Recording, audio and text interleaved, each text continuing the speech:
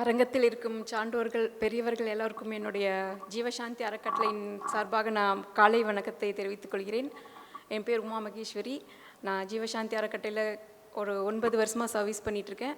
ஒரு சாதாரண சர்வீஸ் தான். எனக்கு மேடை பேச்செலாம் அவ்வளோக்கா வராது. நான் ஃபீல்டு ஒர்க்கில் தான் ரொம்ப இருப்பேன். அதனால் ஏதாவது நான் தப்பாக பேசினாலும் கொஞ்சம் மன்னிச்சுக்கோங்க.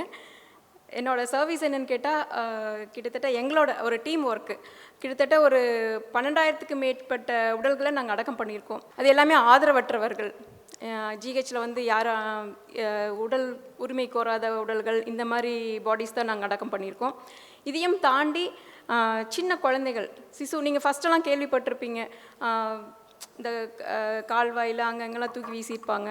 ஸோ அந்த மாதிரி இப்போல்லாம் நீங்கள் கேள்விப்பட்டிருக்க மாட்டீங்க. என்னென்னு கேட்டால், அந்த மாதிரி குழந்தைகளையும் நம்ம தான் எடுத்து அடக்கம் பண்ணிகிட்ருக்கோம். இறந்து பிறந்திருக்கும் இந்த மாதிரி குழந்தைகளையெல்லாம் நாங்கள் வாங்கி அடக்கம் பண்ணிகிட்ருக்கோம். இதையும் தாண்டி தினமும் ஒரு 300 நபர்களுக்கு நாங்கள் வந்து உணவு கொடுத்துட்ருக்கோம் ஜிஹெச் வாசலில். இதெல்லாம் என்னன்னு கேட்டால், ஜீவசாந்தி அறக்கட்டளையில் ஒரு பங்கு மட்டும்தான். இறந்து போன உடல்களை தான் நாங்கள் வந்து அடக்கம் பண்ணிகிட்டு இருந்தோம். இப்போ வந்து என்னென்னா, நாங்கள் டெய்லியும் இப்போ எனக்கு இந்த அரங்கத்தை பார்த்தா ரொம்ப பெருமையாக இருக்குது. என்னென்னு கேட்டால், இந்த மாதிரி ஸ்டேஜ் நான் பார்த்ததில்ல.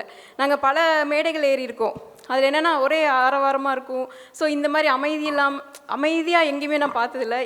நாங்களாம் எப்படின்னா பிளாக் டிஷர்ட், பிளாக் ஃபேண்ட்டு இந்த மாதிரி தான் போட்டுட்டு இப்படி பசுமையாலாம் வந்து நின்னதில்லை.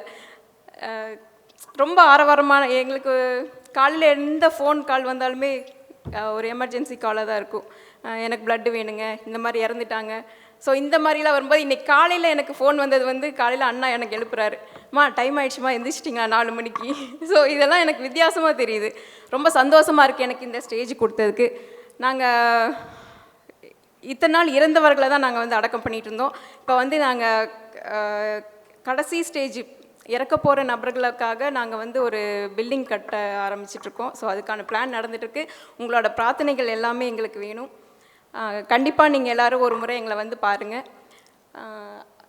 இந்த சர்க்கிள் வந்து எப்படின்னு கேட்டால், இறந்து போனவங்க அந்த மாதிரியே நாங்கள் பார்த்துருந்ததை விட, இப்போ இந்த மரங்களை வச்சு எல்லாருமே ஒரே ஏதோ ஒரு பயணத்தை நோக்கி போயிட்டுருக்கோம்.